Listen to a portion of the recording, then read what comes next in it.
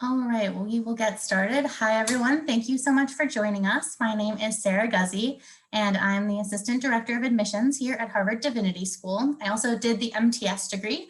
I did the Women, Gender, Sexuality, and Religion program and graduated in 2015. So I'm looking forward to this panel a lot today. Great. I am going to get started by taking you through a short overview of HDS. And then I will turn it over to our moderator, Dan McCannon, and our wonderful panelists who are current MTS students. So I'm actually going to turn my camera off so that you can focus on the presentation, and I'll take you through that.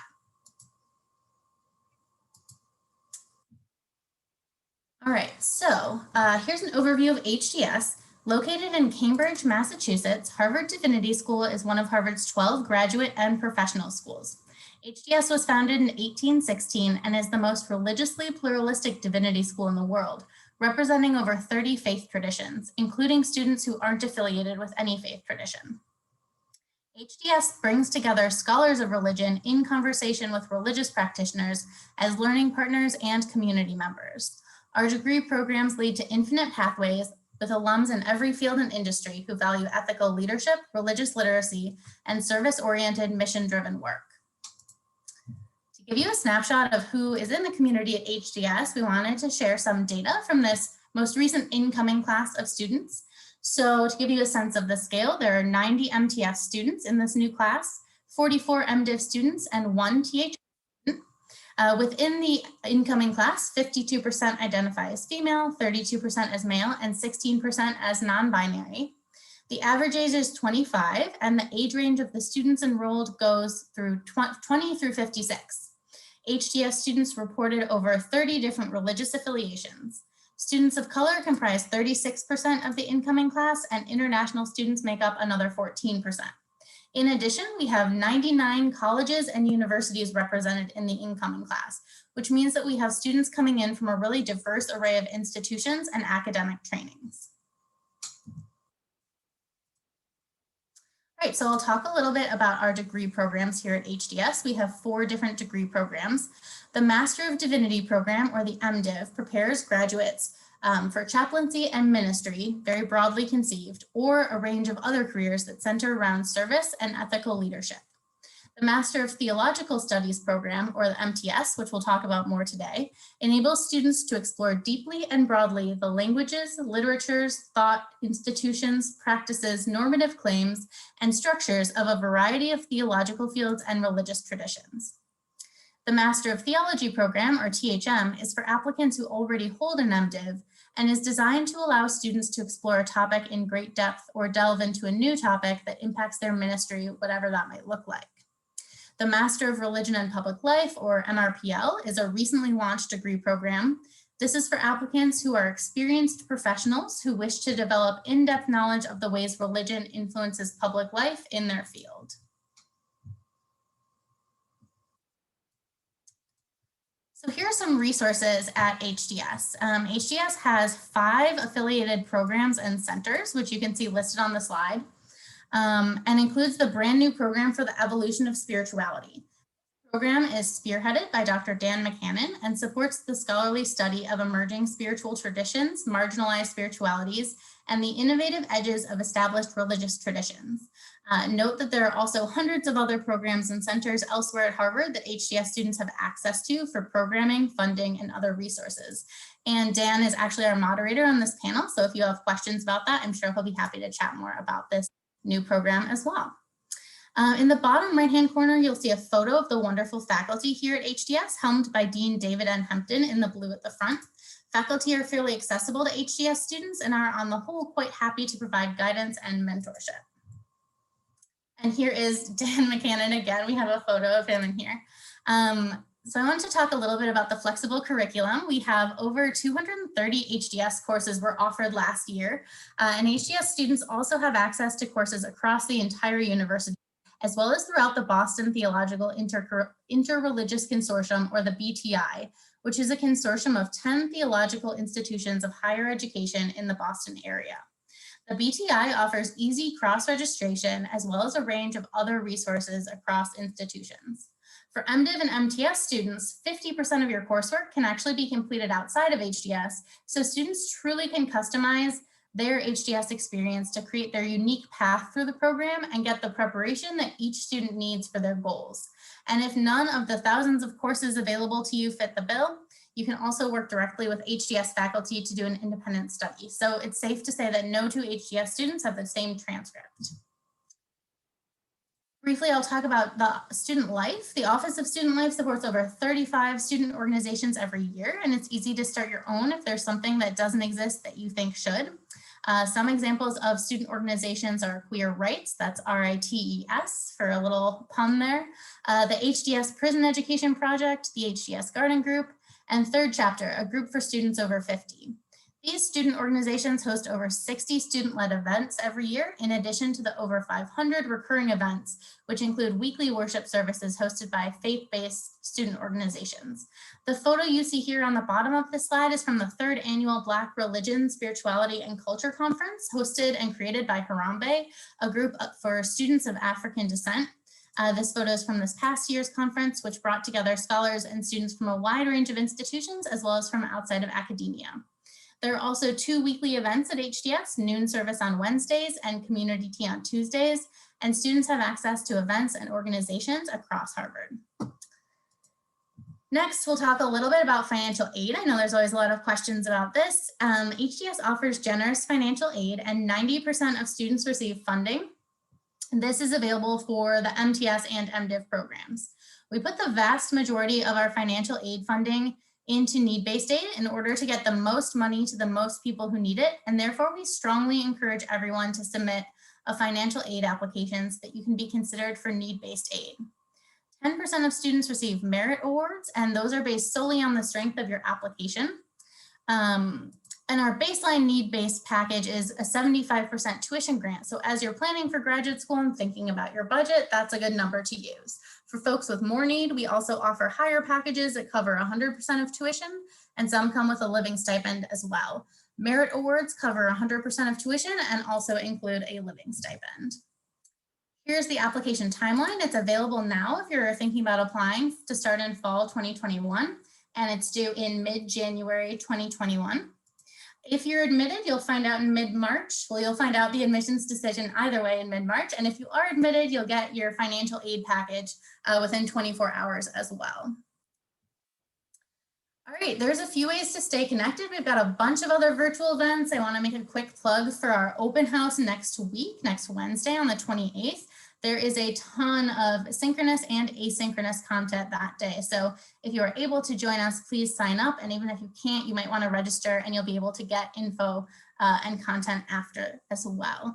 And feel free to connect with us on any of these other platforms too. We're on Instagram, we have an admissions blog. We're happy to connect you with current students by emailing ask_students. And as always, email us with any questions directly by emailing admissions@hds.harvard.edu. So with that, we will turn it over to the panel. If our panelists can turn on their videos, and I will stop screen sharing now. And we'll be able to have everyone introduce themselves. Great, let's see, is Dan here? It looks like Dan might be having a little trouble with the technology. So I'm actually going to go ahead and ask our panelists to start and by introducing themselves. So we will start with, if someone just wants to go and just introduce yourself and say a little bit about who you are and what you're studying at HDS, that would be great.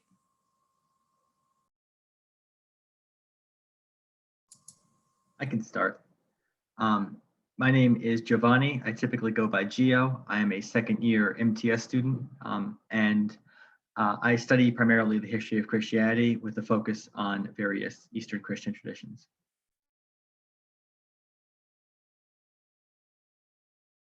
I can go. My name is Lasadie Gravlin. I'm a second-year MTS student focusing on African and African American religions, specifically womanist spiritual activism and oral traditions in Africa.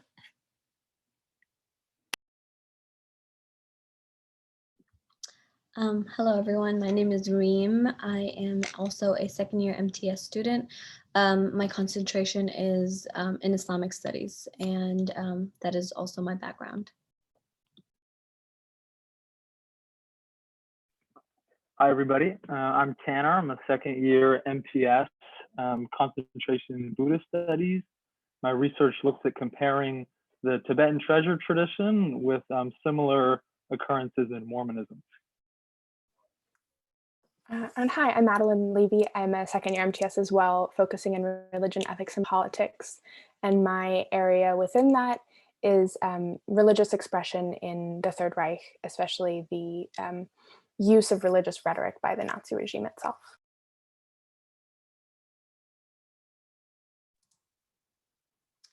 Great. Sorry, I'm not sure what's going on with Dan. He's supposed to be moderating, but we're having a little bit of trouble with Zoom, so I apologize for that.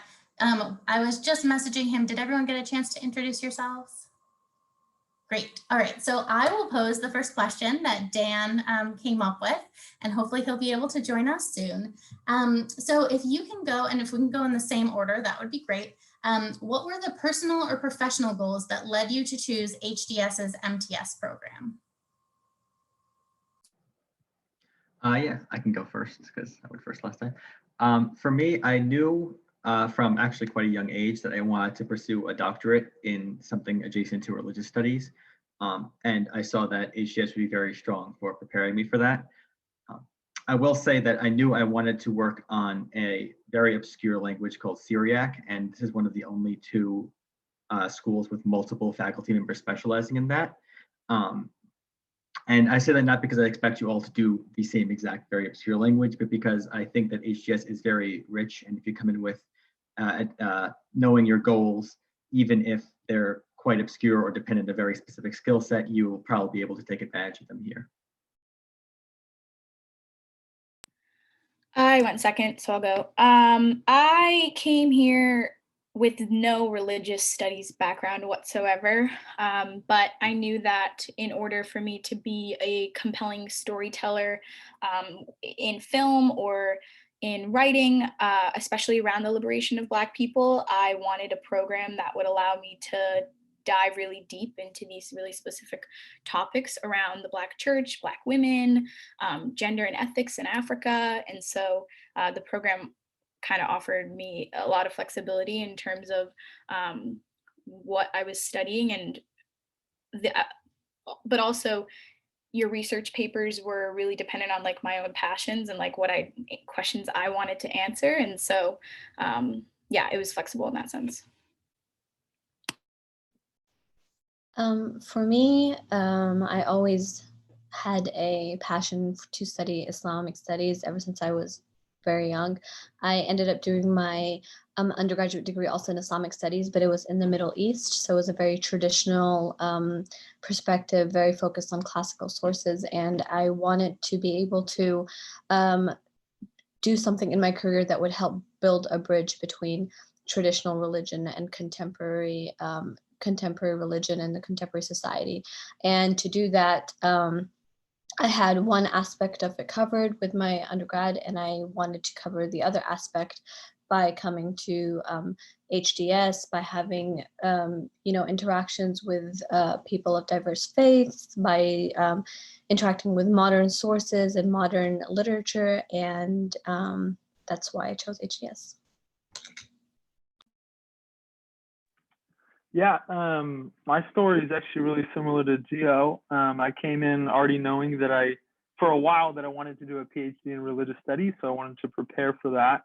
And Harvard, really uniquely allows me to do a comparative studies emphasis and has professors that emphasize in both the traditions that I study, which is rare, and it helps me, encourages me to do the idiosyncratic comparisons that I'm interested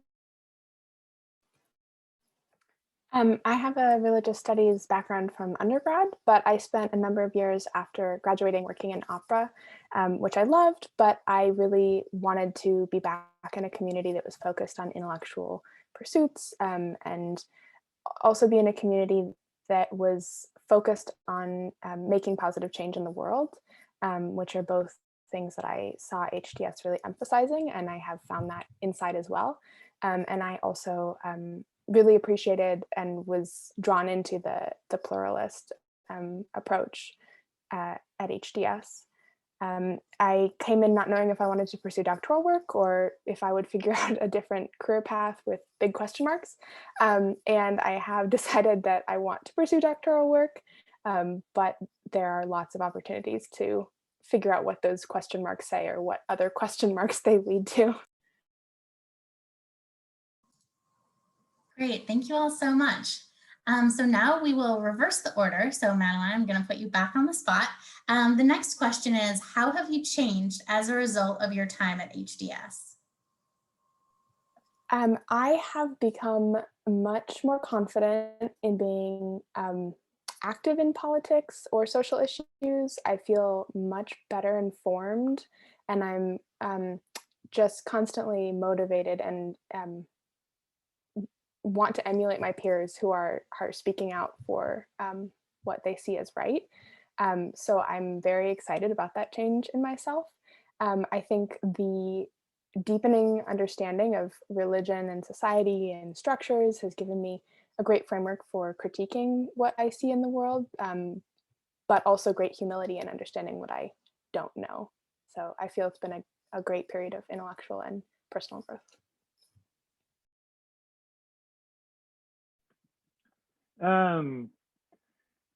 I come from both a religious studies background in my undergraduate and from, a personal, religious background. But as an undergraduate, I was never encouraged to look at how the two intersect. I tried to keep those as two distinct things. And even though I'm still, really committed to religious studies, not necessarily theology, HDS has encouraged me to be open and consider how those two things interact with one another. So I've changed in many ways. I came first not really sure about what I wanted to do with my studies in the future, and I'm leaving more sure. I wasn't sure if I wanted to pursue a doctorate degree, and now I'm sure that I want to, similar to Madeline. I also was able to learn how to critically analyze what I learned more than I did in my undergrad. My undergrad was more, this is what we're studying and this is how you take it. You don't have much room for critical analysis. Over here at HDS, you have the option to take some information and you have the option to reject some information, and you're taught how to build your argument and how to build your perspective. And for sure, my passion for my religion and my passion for understanding other faiths and other religions has increased, especially again with such a diverse community, with such diverse classmates. I've been able to learn more, and my desire to learn more has increased. I've also changed a lot. It's pretty hard not to change when you're in grad school. I think you become like a whole new person in many ways. For me, I think confidence as well. It's strange, but when you apply to Harvard, you have this idea, you're like, yeah, I can do it. And then you get in, you're like, wait, can I do it? Can I do it? And so I think I also gained a lot of encouragement from the people around me in really stepping up and being a leader in the community and making impact where I could at Harvard, even if it was small, and with little leadership positions or big ones or whatever it may be, I realized like, yeah, I am meant to be here, and not in a like arrogant way, but just in a way that's like, yeah, I'm just meant to be here, and what I say matters, and scholarship can look different to a lot of people, and thankfully Harvard for the most part is pretty understanding of that. And so when I say I want to study like Ferguson and Baltimore and how it relates to Selma and Dr. King's work, people are like, cool, like go do that. And I'm like, great, thank you. So yeah, confidence for sure. Yeah, I would say that probably one of the biggest ways I've changed is growing in the sense of intellectual humility, not in the way that that negates confidence, but in a way of becoming extremely comfortable with seeing what I do as part of a conversation and embracing the fact that maybe scholarship will go in a different direction and I can contribute to that even if my individual conclusions aren't actually correct. So I've become a lot more comfortable with kind of scholarly risk taking and more tolerant of criticism, to put it bluntly. Great. Thank you all so much for those really thoughtful answers. And I think a lot of what you're saying might resonate with folks who are thinking about grad school or just trying to think through what they're looking for out of this experience. So thank you. Dan, I see you on the Zoom call. Are you able to turn on your video and unmute? Sorry, everyone. Dan's having some technical issues. Apologies. All right, well, Dan, if you're able to join us, that would be great. Otherwise, I will keep going as your impromptu moderator. Okay, the next prompt from Dan is, what is an example of a paper or a research project that you have undertaken at HDS? So I'm going to change up the order a little bit, if you don't mind me putting you on the spot. Reem, would you mind starting? Sure. I was hoping to have more time to think about this answer, but I think I have something ready. So, many of the research papers that I did at my first year at Harvard were very different from my experience in undergrad, and this is because I was kind of forced to think outside of the box in some classes. Some classes I had no experience with a certain topic, and I had to go out of my comfort zone, think outside of the box. So for example, I took a class with Cornell West called The Conduct of Life in Philosophy, and I have no background in philosophy whatsoever, especially Western philosophy. I don't even know the basic names, having done my undergrad in the Arab world. So for my paper, I ended up writing about some overlaps between Schopenhauer and Sufism. So kind of connecting something that I am familiar with, Sufism, and then delving into something I have no familiarity with whatsoever. So that's an example of a paper that I did, and it allowed me to, as I said, think outside of the box, delve into readings that I never thought I would read, and explore a topic that I found interesting but didn't have any background in. Great, thank you. Lisady? I had a feeling you'd call me. I think the paper that comes to mind is my first semester, I took a class called Leadership and Womanist Moral Traditions, which was around like womanist spiritual activism and ethical leadership. And it was a paper that was sort of building throughout the semester, which I really appreciate that, because it gave me a lot of time to think about the narrative I wanted to create. And it meant that we went out into our own communities and we found some type, a Black woman that was doing really great social change work, basically. And we were meant to interview her, and that interview would go into, it was like an oral history archiving project. So that interview would go into the archives at Harvard's library or HDS's library.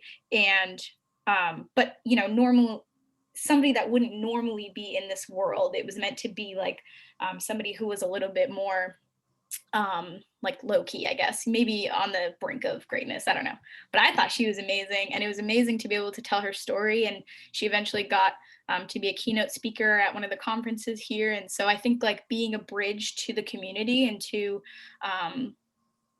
she lives in Boston. And so like a bridge to literally like just across the river was a great opportunity. It made me feel like I was taking responsibility for the many privileges that we have here at Harvard and really utilizing it to showcase stories like hers. Thank you. All right, Gio, I'm going to put you on the spot next. Go for it. Yeah, I've definitely done much more conventional kind of term paper style projects. Nothing very longer term than a semester, which was actually a deliberate choice on my part, in part because I did a very intensive undergrad thesis. I would say one thing that I've really only noticed recently is I've become a lot more tolerant of longer papers. So I'm currently working on a paper comparing the views of 4 different ancient Christian thinkers on this issue called soul sleep. And I realized, despite the fact I have to read like hundreds of pages and turn into something like 20 to 25 pages, which is longer than anything I wrote in undergrad, except the thesis. I'm actually super excited to do it, and I feel really capable of doing this. So yeah, you definitely feel yourself kind of building up the ability to cross these boundaries as you do it more and more. Great, thank you. Madeline? Yeah, so as I was thinking about this question, I realized how many of my papers overlap or kind of bleed into each other because everything is informing everything. So I wrote a paper for David Lambert's Kant and Kierkegaard class, which drew on material I was reading in my course on the Christian churches in the Holocaust. And I looked at how Kierkegaard's notion of faith in fear and trembling and philosophical fragments was applicable or not to post-Holocaust faith in God, looking at thinkers like Elie Wiesel and Eliezer Berkowitz to kind of critique Kierkegaard out of his time. Thank you. Tanner? Yeah, I've written a lot of papers. The one that comes to mind right now is I'm writing my thesis that I'm hoping to use as my writing sample for PhD programs and hopefully even turn into a PhD thesis.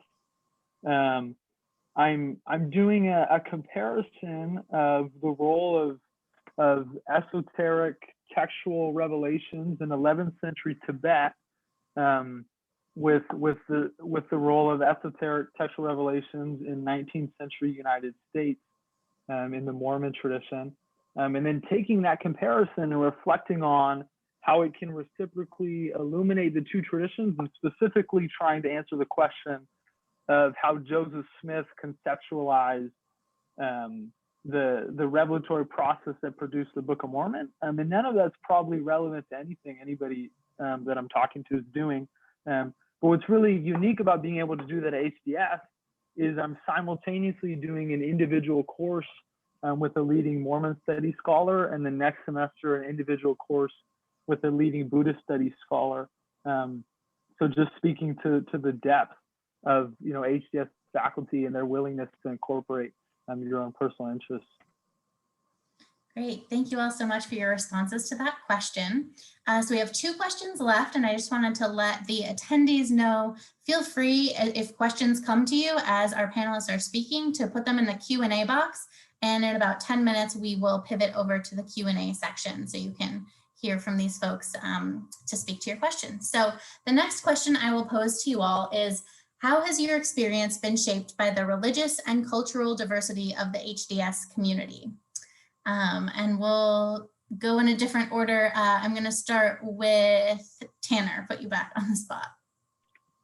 Okay. It seems like every issue that, every topic that comes up in class, there's always somebody in that class who has like firsthand experience with the issue, which really enhances, classroom discussions. For example, I'm in a class right now with Dr. Janet Gyatso on women, gender, social justice in Buddhism. And so we're dealing with, disparities in the monastic rules. And we have in our class, female monastics who are able to speak to how, different rules is applied to different genders that affects them in their individual lives. So that's been a really, really insightful. Great, thank you so much. And I see we have Dan here. Thank you for joining us. Dan, before I just started asking folks the 4th question on your list, but do you want to pause and kind of introduce yourself and talk a little bit, anything you want to say about the MTS, and I will recuse myself and let you take over? Why don't you let the panelists finish right now, and then I'll say a few words at the beginning of the Q&A time. I'm sorry for everyone for being late to this meeting. Had a few technical difficulties. Sounds good. Thanks so much. We will go next to Madeline. My experience has been so much richer because of the religious and cultural diversity. I think the thing it has shown me the most is my own positionality and realizing how to nuance my statements, to particularize them, not to generalize, to really see other perspectives, which is a thing I thought I was doing before, but definitely not as much as I could have been. And there is still more to learn. So I'm incredibly grateful for that opportunity. Thanks. Gio? Yeah, I would say that most of my development in relation to the diversity of HDS has happened outside of the classroom. I feel like I've become much more open, both in my personal beliefs and in kind of the way I think about the relationship between ideas to worldviews that are radically different from my own, both kind of politically and philosophically and religiously. And I think that's really been something that helps me branch out and helps me learn more both in my scholarship and in my personal and spiritual life. Thank you. Lesady? How has my experience been shaped by the religious and cultural diversity of the HDS community? I had to say it out loud because I needed to remember what I wanted to say. And for me, I also would say it was outside of the classroom or outside of academia that it's shaped most, specifically because I've had access to communities that I guess I wasn't necessarily prepared to have. And what I mean by that is for me, Harambe, which is the Students of African Descent group, has really been the reason why I could stay afloat here, because grad school is no joke, and I will not try to put on a front like it is a joke. It's no joke at all, and it will put you through the ringer. But I think having those people around you, like my big brothers and sisters, there to support me and to make sure that I'm good and that I'm not going crazy has been pivotal for sure. Thanks. Reem? Yeah, so as I mentioned in my other responses, I think I brought up diversity of my classmates a few times, and I think that's one of the most, the biggest factor that makes your experience at HDS so unique, is that, as Tanner said, every time you sit in a classroom and you're surrounded by all these students from diverse backgrounds, everyone has experienced something firsthand, or everybody has a unique perspective to a certain topic or a certain issue that we're talking about. And for me specifically, when it comes to classes in Islamic studies, for example, I have the perspective of someone with a traditional background, and then I have perspectives of people, for example, who have discovered the Islamic faith, or people who have grown up in a completely different Islamic environment. And those perspectives are honestly what shapes how you leave HDS. You're, as much as you are shaped by what you learn, you are equally shaped by your classmates' perspectives and their and what they offer to you. Thank you all so much.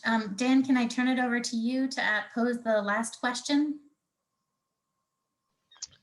Yes, absolutely. And I think our last question actually dovetails with one of the questions that just came through in the chat.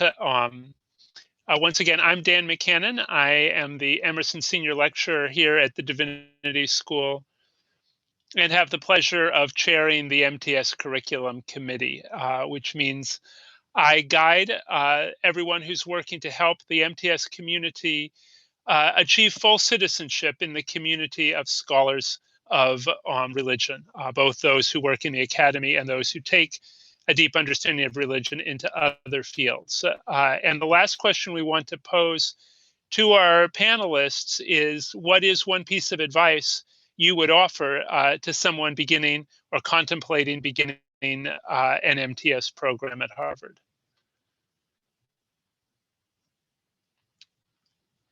And Gio, would you like to go first?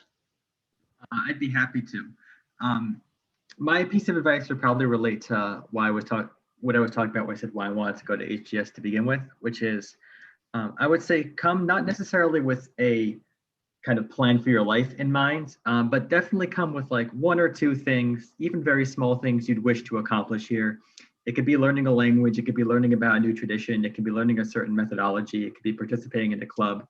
But I think just coming with that, no matter how much else changes, that way you can really point at something that drives you here and that you've accomplished, hopefully, if not within the first year, at least by the time you're done.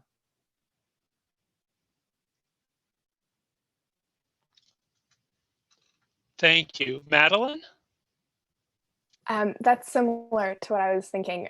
I was just wanted to say it's totally great to have concrete goals and career goals or whatever they may be, but it's also fine not to. and the whole thing is a journey. And like this lady said, like you can't not change, and that's exciting. I would second Geo. Like I think making a plan of professors you want to work with, clubs you want to be part of. I also think you should stay flexible because people will inevitably give you advice, and not clinging too deeply. If you have a complete plan for your whole time here, not being too stuck in that. And just recognizing that even if things feel accidental or you don't end up in the class you wanted, every class I've taken has been fantastic and somehow impacted me in a really wonderful way. So it's all valuable.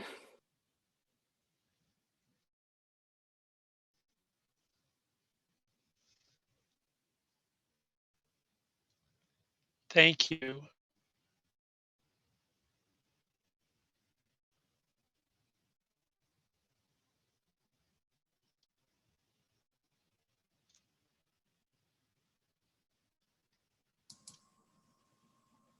Sorry, I think there's a little connectivity issue, Dan. Are you able to hear us? Yes, I can. I was trying to invite Reem to answer next. All right. So a piece of advice I would give is a piece of advice that one of my mentors and close family friends, Dr. Joseph Lombard, who's also a professor in Islamic studies, and he gave me this piece of advice before I started my program. And he said, you can go to HDS, spend your 2 years and get a degree there, but in the end, it is you that chooses what you will take with you and what you will learn and what you won't.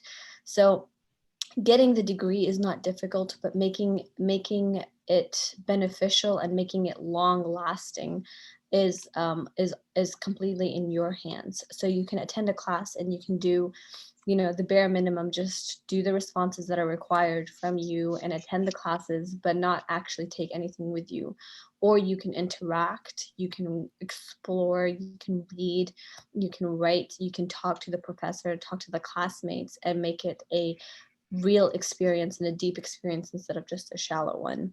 And I would also definitely encourage anyone who starts the program to try to engage in as many possible activities and extracurriculars as you can, get to know other students, go to the optional events that HDS hosts, get involved with some student organization, and that's just so you can make the connections that will stay with you forever when you leave. And Tanner. Yeah, I agree with everything that's been said. I'll just add that, graduate school will really take all of your time for the next 2 years. And if you really like what you're doing, then that's wonderful. But if you don't know if you really like what you're doing, then you should figure that out, because if it's taking all your time and you don't like it, it's probably not very fun.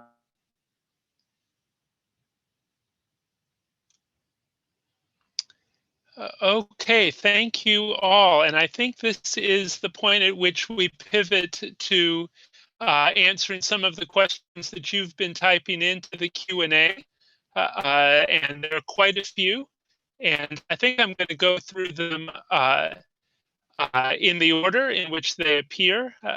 So the first one is a question from Sunny Joy about the new program for the evolution of spirituality. And this one, I think, is mostly for me, because that's another hat that I wear at Harvard, is coordinating the program for the evolution of spirituality, which is a small program created with a new endowment gift, which allows us to do for new and alternative spiritual traditions the same thing that we've been doing very effectively for a long time for Buddhism and Islam, as well as Christianity, Judaism, which is to say we allow people both to study traditions and to do academic work out of a commitment to the tradition. So with newer spiritual movements, oftentimes academic work is entirely from the outside.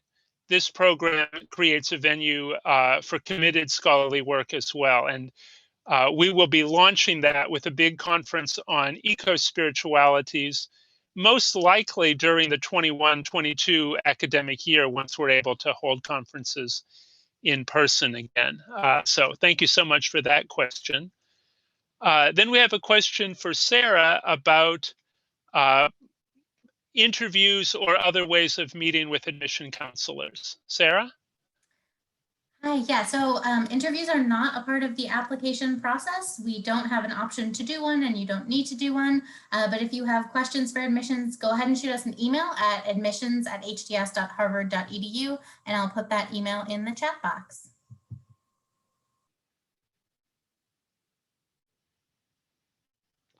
And then we have a question from Joseph about, sorry, it just disappeared on my screen. Joseph, I'm getting back to your question. About specific things you should take advantage of at the very beginning of your time at Harvard, and also application tips, especially for those who don't have an undergraduate degree in religious studies. And I can assure you, as someone who's been on the admissions committee many, many times, that we are just as enthusiastic about applicants from beyond the field of religious studies as those who were religion majors. We have a lot of both kinds, and we really treasure the balance. What would you add on this question?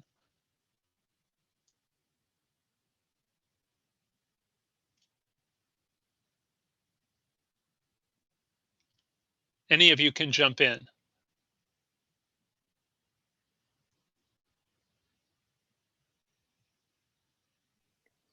I was just going to say one thing I wish I had done beforehand was take the summer language program before entering.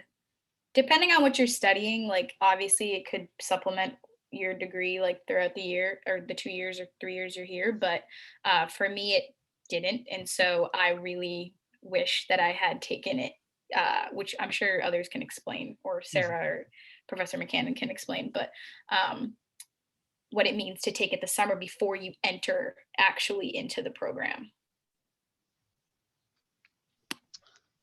Anybody take SLP and want to share their experience of taking it at the very beginning? I took mine this summer, but it was. I can say, oh, go ahead. No, I was just going to say I took mine this summer, and it was after my first year, and I completely agree with Sadie. Like, I wish I took it before starting also. Language learning is a really great way to build community because it's a very concrete task. It requires interaction. So in addition to getting a head start with your language learning, you really get a head start in terms of having a network of friends and colleagues, people who are helping you grow into your particular version of scholarly identity. I can also answer Joseph's second question about the application. And I think from experience and from speaking to other students about their applications, I think one of the most important aspects is your personal statement and writing about what you're really passionate about, and not kind of trying not to tailor it to what you think they want to hear, but rather what you actually want to study and why you actually want to be at HDS. I think that's very important.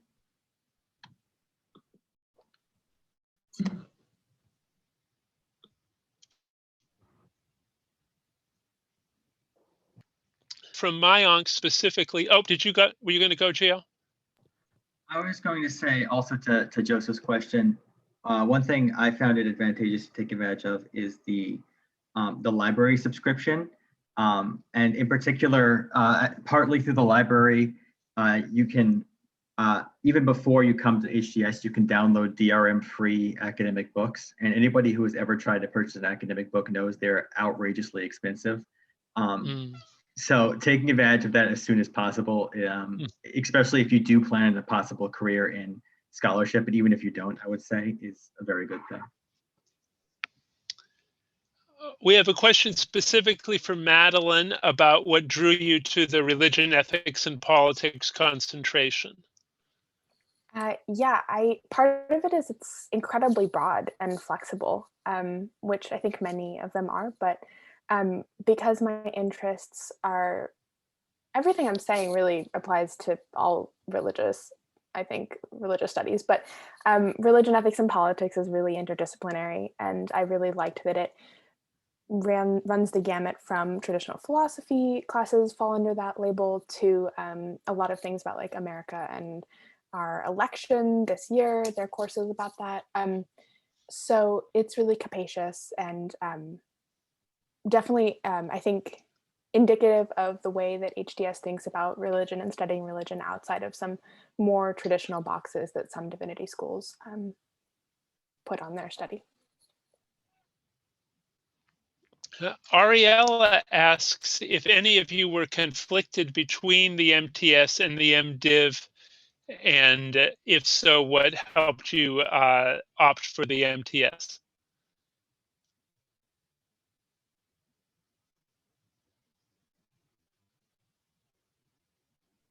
I thought about, I applied securely in MTS and then thought about switching and then decided not to, but I do have a number of friends who switched. I think I was really, I think the really exciting thing about the MDiv to me is the field work, that you are kind of, that opportunity is built in to your degree. But ultimately, I think the structure of the areas of focus is what solidified me in the MTS. My interests don't necessarily fit as well into the kind of tradition delineations, although I'm sure there are flexible ones within that. I don't know the program as well.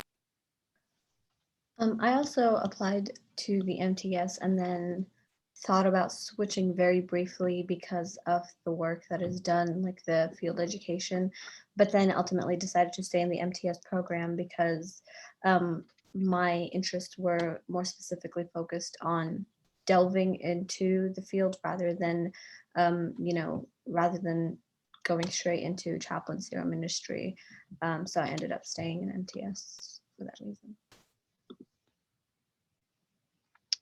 And both of your answers lead into Mandy's question, which is, have any of you participated in field ed, which of course is an option, though not a requirement for the MTS, and what were your experiences?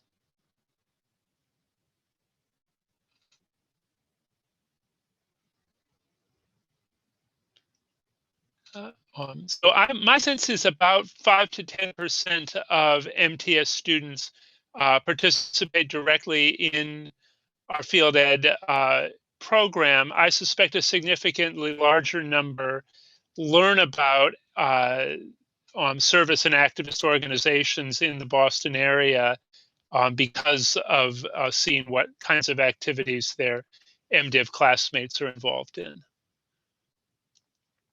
The next question is, it's addressed to me, but it might be that one of you can also speak to this about the process of creating a self-designed area of focus. This is a very easy process.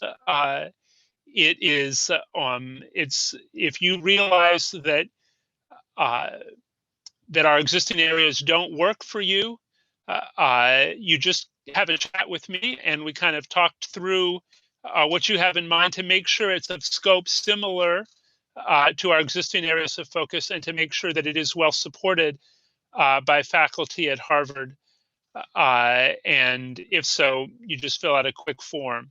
And the question specifically asks about the intersection of performance studies and religious studies. And I can say just off the top that this would be an excellent self-designed area of focus. The scope is similar to existing areas of focus. And I know because of my work with the American Studies program in the Faculty of Arts and Sciences, that we have a number of leading performance studies scholars at Harvard in a variety of FAS departments. It's always possible to take half of the courses inside your area of focus from beyond the Divinity School. So that particular self-designed would work perfectly here. Any of the four of you in a self-designed area?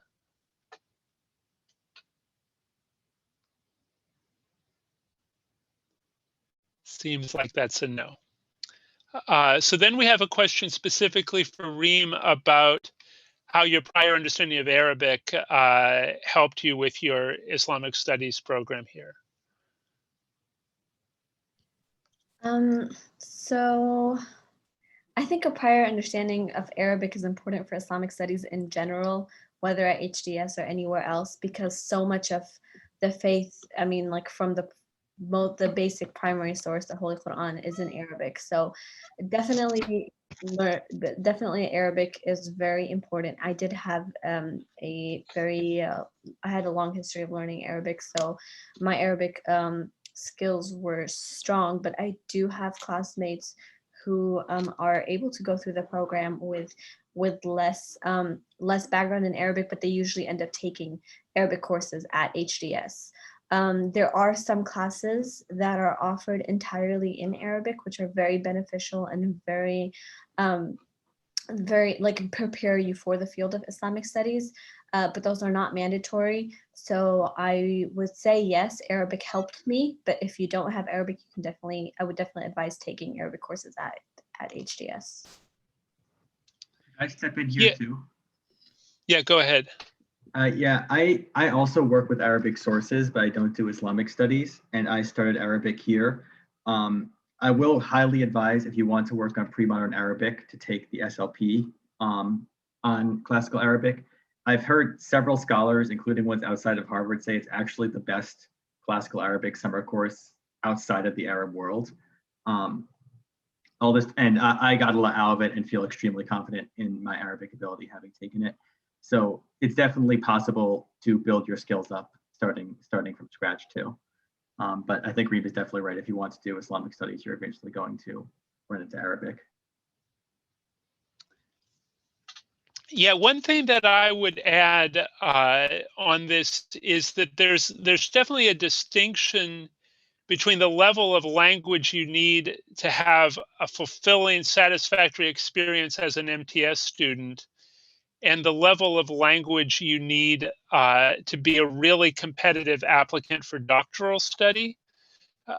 So if you are interested in pursuing studies in any of the more language intensive fields, so Islamic studies, Buddhist studies, early Christianity, Hebrew Bible, and you have not yet begun study of the relevant language, I would encourage you to just shoot an email to faculty at HDS in that particular field and invite them to kind of strategize with you whether it would make more sense, say, to do a year of intensive language study in a different program and then begin the MTS or something like that. I'm not in one of those fields myself, so I hesitate to give clear advice, but I know that the issues, if you're on that doctoral academic career track, can get a little bit complicated. The next question is about what type of scholarship is being done in the area of North American evangelicalism at Harvard Divinity School. And I think I will take that, though others might want to jump in, and just say one of the things that we're really blessed with at the Divinity School is we have leading scholars both on the history of evangelicalism, Catherine Breckus working primarily in the North American context, and then our Dean David Hempton working in the broader Atlantic context, and also scholars bringing an ethnographic lens to contemporary evangelical experiences, most notably Todd Need Thomas. So you're really challenged to think both historically and with an eye to the contemporary world and studying evangelicalism here. Any of the panelists want to add anything on that question?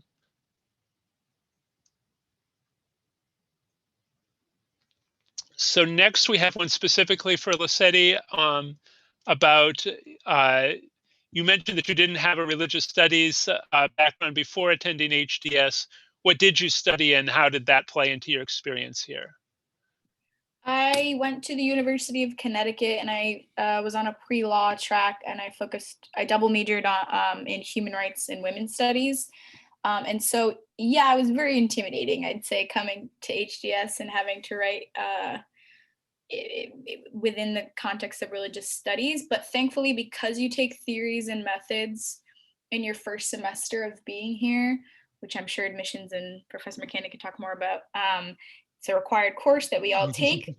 I would say even with the struggle through that, it really helped create a foundation for me to understand like the lexicon and like the tone of religious studies papers, which honestly, a grad school paper is pretty much like you have to make the argument regardless. And luckily that's what I did in my undergrad. And it was just like shifting my tone a little bit. But I would say definitely there are tons of resources here to help you adjust to this style of writing, but also grad school, like it's just like how it's going to be for a lot of programs. Like adjusting to writing for your master's is just different, like, regardless if you're at HDS or if you were at the Faculty of Arts and Sciences or whatever. So the next question we have is it beneficial to reach out to faculty you're interested in working with during the application process? And I will say it's certainly not required or expected or necessary. You don't need a sort of helper on the inside in order to be admitted, but it can be very helpful, especially if you're in a kind of active discernment process and trying to figure out the fit. I will say that members of our faculty live on a spectrum of fame, and some of us are sufficiently unfamous that we're able to manage our own email more or less well, and some are sufficiently famous that they have other people who are filtering emails. So you'll get a variety of levels of dialogue, but it definitely doesn't hurt to reach out. Any of you have particular experiences with sort of pre-application outreach to faculty you want to share?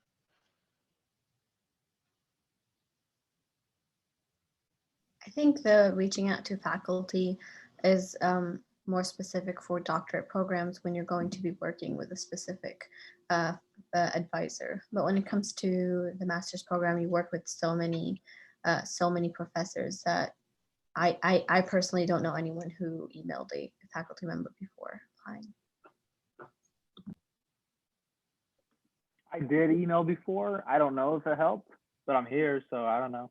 Maybe it works.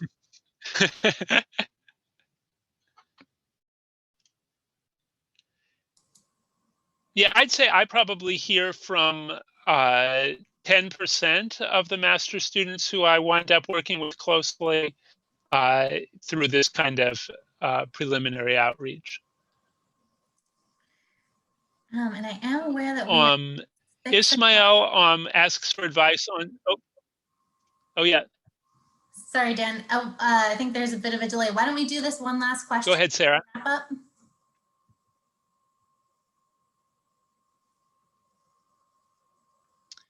Okay, so the last question was advice about statements of purpose.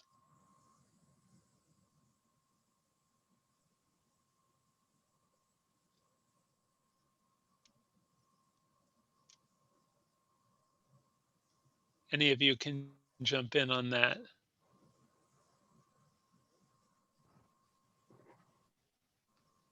Do you want to go, Madeline? I was just gonna say, I think Reem gave great advice. Like, just talk about what you're really interested in, what you want to do. The thing I've learned something here is that there's really no ideal candidate. We're all so different in our interests and our approaches, and so just be you, and I don't know, have fun writing it, I guess. I was going to advise, you definitely don't need for the master's level to describe anything like a specific project or a long-term goal. But I think you probably should be able to, at least for the purposes of the SOP, like delineate a particular topic or subfield you'd like to focus on. And if that scares you, just know you are 100% not held accountable to what you write in there. I think I'm 99% sure you can even change your area of focus that you apply for, and you can certainly change what you actually study and research within the area of focus. But having some sense of directionality and focus just shows you're able to have that kind of attention to detail and to the topic at hand when you're actually doing the work, whatever you choose to focus on later. Thank you all so much. I'm aware that we're a little bit over time, and I know everyone has a lot to do and is also experiencing a lot of Zoom fatigue. So we will end the panel. I know we weren't able to get to everyone's questions. So if you have more questions, please feel free to email admissions, or I'm putting this in the chat, email ask_students to be put in touch with a current student who has similar academic interests or goals to what you might have. And I just want to thank Dan and all of our panelists so much for spending your time with us this evening. I think this is really helpful to prospective students, and hearing your voice is really great. So thank you so much. Thank you all so much. It's been wonderful to have this time with you. And thank you to our panelists for sharing your wisdom and insight. I hope to see many of you in our community, and actually perhaps in person in 1, 2, or more years from now.